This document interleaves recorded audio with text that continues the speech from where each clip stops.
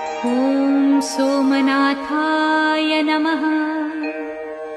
ॐ मल्लिकार्जुनाय नमः। ॐ महाकालेश्वराय नमः।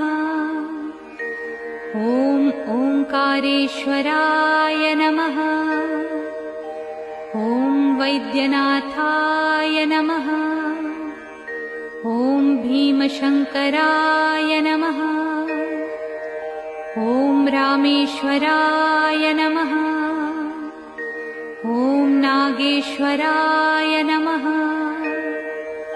ॐ विश्वेश्वराय नमः।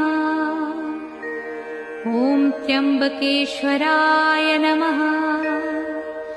ॐ केदारेश्वराय नमः।